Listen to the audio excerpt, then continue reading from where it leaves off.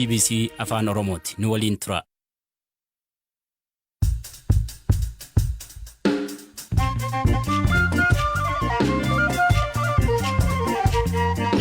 Oltiin nagaa dhaggeeffattoota keenya sagantaan keenya kibxata galgala hagayya 24 bara 2021 eegaleera.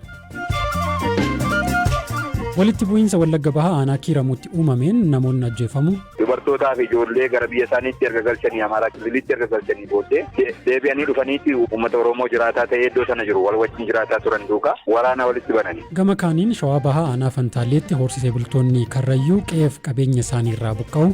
Biyya tana Karrayyuu janii tokko asirratti argame badee hajamtu nutti dhufe malee amma jiruu ni jirti jennee iyyaa.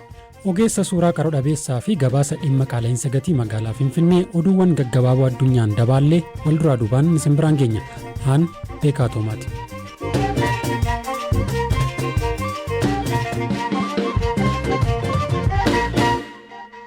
Godina Wallagga Bahaa aanaa Kiiramuutti walitti bu'iinsa torban darbee qabeetti fufeen namoonni ajjeefamuu fi qe'eerraa buqqa'uu jiraattonni naannichaa ni dubbatu.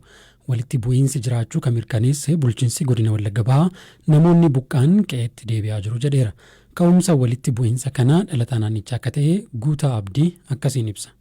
Amaarri naannoo Aaroo Baagin kan jedhamuu fi Waasti kan jedhamu baay'inaan galanii kan turan jiru. Waggoota lakkoofsaniiru achuma dhalatanii kan guddatan baay'een turanii namni walitti bu'uurraan kan ka'e baay'een isaanii godaananii gara biyya isaaniitti galaa jiru. Achi ga'anii deebanii immoo meeshaa qabatanii dubartootaa fi ijoollee gara biyya isaaniitti erga galchanii Amaaraa Kililitti erga galchanii booddee deebi'anii dhufaniitti uummata Oromoo irratti uummata Oromoo jiraataa ta'ee iddoo sana jiru wal wajjin jiraataa turan duukaa waraana walitti bananii. Har'allee sagaleen dhukaasaa kan dhaga'amu ture. Naannoo Somboo jedhamutti achuma naannoo Kiramuu fi Aaroo gidduutti har'a guyyaa har'aa mataasa. Namni du'ee fi namni wanni ta'e illee hin baramne ani ofii koo iddoo biraarraa kanan jiru achiitii obbolaan koo fi maatii kootu iddoo sana jira ganda sanarraa warri jirani garuu baqatanii manatti galanii maal jedhanii jiru iddoo sana baqatanii hundumtuu baqatee magaalaatti ba'ee jira keessumaa baadiyyaarra kan jiru gara magaalaatti baqatee jira. Gama kaaniin dhalataa saba Amaaraa naannicha akka tahee fi maqaansaa akka hin dhahamne namni gaafate tokko walitti bu'iinsa kanaan firoottan koo dhabeeraa jedha.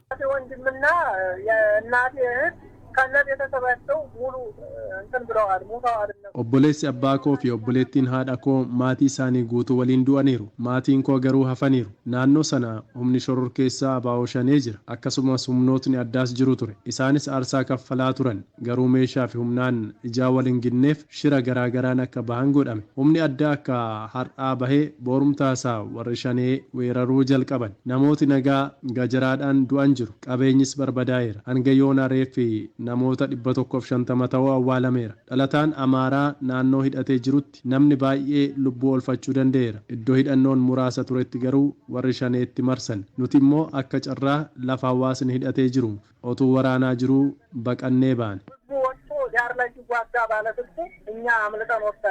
Bulchaa godina Wallagga Bahaa akka ta'an obbo Alamaayyoo Tasfaa immoo abaa'oo shanee fi ergamtoota TPLFitu uummata irratti waraana banii jedhu Zalaalam Taaddasaatu bilbilaan dubbise. Abummaadhaan humnoota loltuu shiftaa shanee ergamtoota juuntaatu waraana bane Oromoo irratti Samaara irrattis fiinxaliyyiin Amaaraa hidhatanii socho'anis jiru. Humna shiftaa lamaanitu saba lamaan irraayyuu miidhaa geessise amma walitti bu'iinsa jiru dhaabbateera. Tasgabbaa'ee jira. Humni nageenyaa galee sana sakattaa sarkaan fudhachuu fi uummata oolchuuf hojjechaara. Hayyee haga ammaatti nama meeqa du'eera? Amma daataa nama miidhamee hojjetamaa jira. Ragaan nama miidhamee baay'ina isaa qulqulleessaa jiru. Yeroo qulqullaa'u amma seeraaf nageenyaatiin gabaasni nu ga'u ifoomsina. Amma haalli jiru kana fakkaata. Gareen hidhatan lama walitti dhukaasan moo uummata irrattidha kan dhukaasan? Walirratti dhukaasaniiru, uummata irrattis dhukaasaniiru. Yoomidha kuni kan ta'e? Torbeema kana keessa guyyaa 5 fuuldura jechuudha. Haalli amma naannicha jiru? Tasgabbaa'eera. Amma tasgabbaa'eera. Uummata mariisisaa jiru, miidhaa ga'ee sadda baasaa jiru, nama qe'eerraa buqqees deebisanii qubachiisuuf ogeessi hooggansi godinaa caasaan nageenyaa tumsa gochaa jira. Baay'eetu buqqa'e? Namni bubuqqa'ee jira iddoo achuma aanaa sana keessatti buqqa'e, aanaa ollaattis buqqa'eera. Innis ragaan sadda baara. Gam tokkoon immoo hidhattoonni naannoo Amaaraa irraatii achi as ce'anii uummata qonnaan bulaa Oromoo irratti dhukaasaniiti ajjeesaa jiru kan jedhu odeeffannoo odeeffannoon tokko ni jira. Waan akkasii quba qabdu. Ololli adda addaa nama kan ragaadhaan hin deeggaramne miidiyaa hawaasaa irratti karaa adda addaatiin hawaasni akka walitti bu'uu fi gaggeeffamu jira. Naannoo biraatti garuu kan humni nama adda biraatti dhufee jira kan jedhu ammoo naatti ragaan nu ga'een jiru adeemsaan immoo kan qulqulleessu.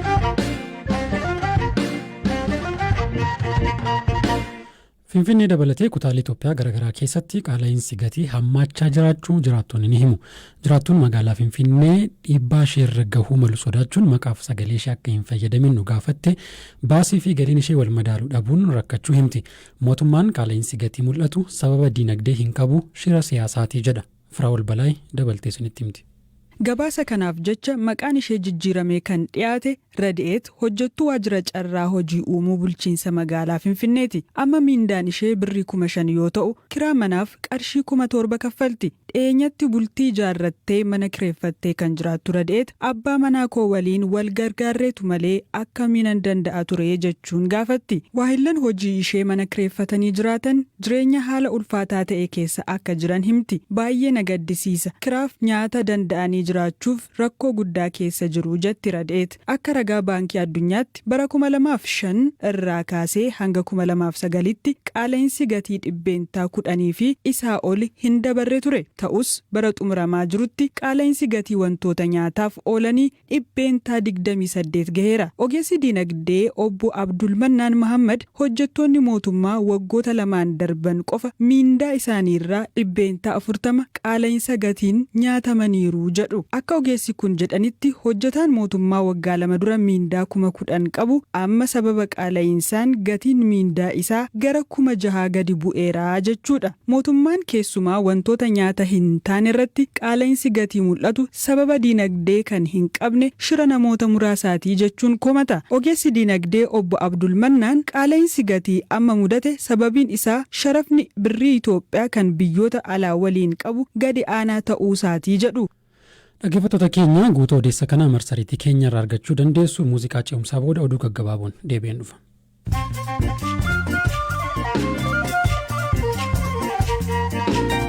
Paaralimpiikiin Tookiyoo kan atileetonni qaama miidhamtoonni irratti hirmaatan har'a Jaappaan Tookiyootti eegaleera. Dorgommii wayita Jaappaanitti lakkoofsi namoota COVID-19 qabaman dabalaa jirutti eegale kanarratti Itoophiyaan atileetota 3 hirmaatti. Paaralimpiikiin baranaa akkuma Olompikii sababa weerara koronaa vaayirasiin waggaa tokko duubatti harkifateera. Weerarri koronaa vaayirasii marroo sadaffaan Itoophiyaatti mul'achuu ministeerri fayyaa beeksise. FBC'n akka gabaasetti Itoophiyaatti torbee darbe qofa namoonni 5,547 koronaa vaayirasiin qabamaniiru. Guyyaa tokkotti namoonni 1,000 ol vaayirasichaan qabamaa jiraachuu Dr. Liyaa Taaddasaa hubachiisaniiru. Taalibaan Afgaanistaan keessatti ajjechaa jumlaa raawwachaa jiraachuu gabaasni mirkana ta'e nu gaheera jedhan Komishinarri mirgoota namoomaa UN Michelle Bachelet. Itti dabaluunis sarbamni mirgoota namoomaa biroo akka mirgoota dubartootaa ugguruu fi daa'imman umuriin isaanii hin geenye loltummaaf leenjisu raawwatamaa jira jedhan.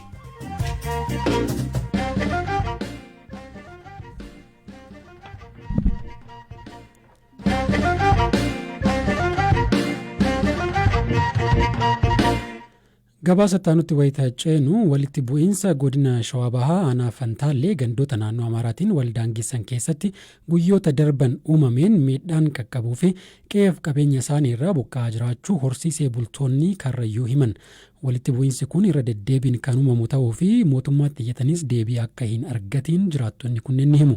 Maatii olaanaa namoota walitti bu'iinsa irratti miidhamanii yaaliif gara hospitaala Adaamaa dhaqan dubbiseera. Maqaan Sabbuun Uratan jedhama. Aanaa Fantaallee ganda Tuttuuti. Rakkoon nurra gahaa jiru lola babal'aa nurratti deemaa jira. Wanti wal dhabaa jiru duraan achi fagoo gaafa nuti ijoollee akkanumatti namni akkuma diinummaa qawwee walitti dha'aa ture. Amma immoo amata 2-3 guunne keessa sanii asirratti rakkoo babal'ifannaa lafaatu karaa warra Amaaraa kanarraa nutti adeemaa jira. Babal'ifannaa lafaati. Irraa nama rukutee bakka san qubatee lafa qotaa irraa nama rukutee bakka san qubatee qotaa jira. Kanaafuu rakkoo gurguddaa warra duraan wal lollulleedhaa miti dhawaatumaa nutti jijjiiramaa dhufee horgobbaa amaaras qaataa wal lolla. Amma isaanii miti warra duruu wal lolluu miti waan amma nutti bu'aa jiru hin beekamu. Qaama biraa qaama leenji'ee ajajaan deemutu nu lolaa jira amma. Kanaaf nulleen waan ofirraa akka duritti ittisuu hin dandeenye.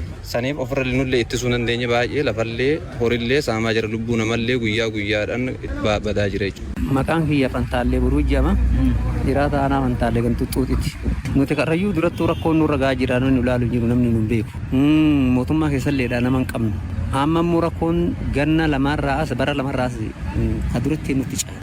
Amma bakka maal nutti fakkaata? Buqqisaa qillaalidhaa miti dur biyya tana karrayyuu janii tokko asirratti argame badee haji'amtu nutti dhufe malee amma jiruu ni jirti jennee iyyaadha. Oromoon guutulleen badii teenya quba qabaasaa ta'e dhagoo baate nu dhaga'ee bakka jiran sanirraa isaan buqqaa'anii falli isaanii maalii jedhanii hookaa falli illee nutti argamu taate fala nutti barbaadan malee buqqaa'anii waraanni qillaaleen nu lolu qaamni qillaaleen nu lolu xiitiin ta'e xiitii horiin bitanii xiitii horiin binne hoggaa guyyaa tokko lole fidne bariisaa xiitii sanuun argannu qaamni isaanii immoo kan nu lolu fanjiidha qawwee akkatti ijjatu saniin nu lolani kanagaa qaama kaleessaa horgobbaa kalee sallaanii waliin horiitti fannisan nu lolan jennu qawwee akkatti afaan lafatti dhaabanii saniin qarree koranii saniin of jalatti nu lolan jechuudha. Aanaan Fantaalessa dhufee argees hin dubbatu rakkoo keenya argees homaa wanti dubbatamu hin jiru. Amma kan isin arge hospitaala Adaamaatti yaala dhuftaniiti maaltu isin irra ga'e? Hospitaala Adaamaa nama boombiin fanjiin kan hundatti lillixe kana hospitaala kuno jenna argeessaa boombii kan fuudhatti namni kan keessaa guuraa jedhanii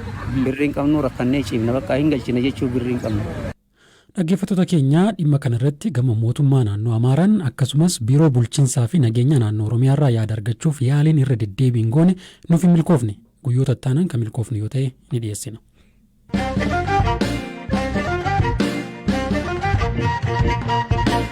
Xumura irratti ogeessa suuraa qaroo dhabeessa ta'een wal isin agarsiifnu.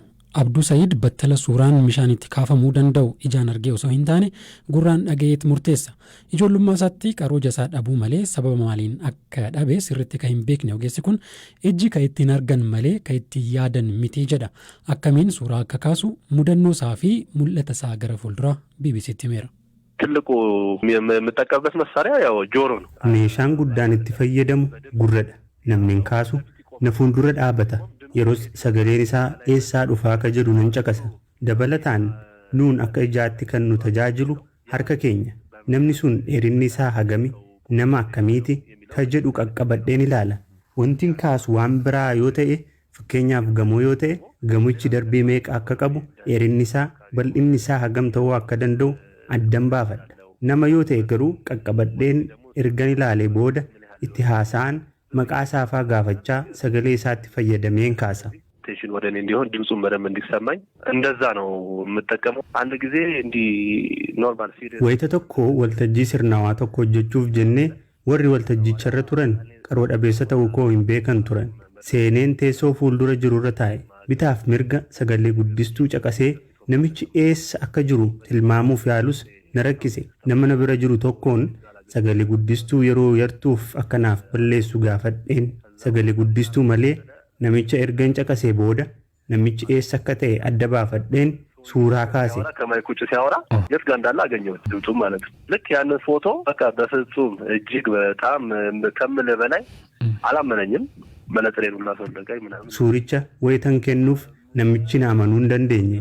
Kishaafee kiyyanarraa baasee ilaalee baay'ee dinqisiifate. ከሌሎች ጓደኞቼ ጋር ሆነን የራሳችን ልቀት ማዕከል ኖሮ ሰው hiriyoota koo biroo waliin taanee wiirtuu ekseleensii mataa keenyaa qabaannee namni dhufee bakka itti shaakalu koronaa vaayirasiin kunis badee meeshaalee sargannee agarsiisawwan suuraa qopheessee namni dhufee akka daawwatuu fi baratu abjuun qaba.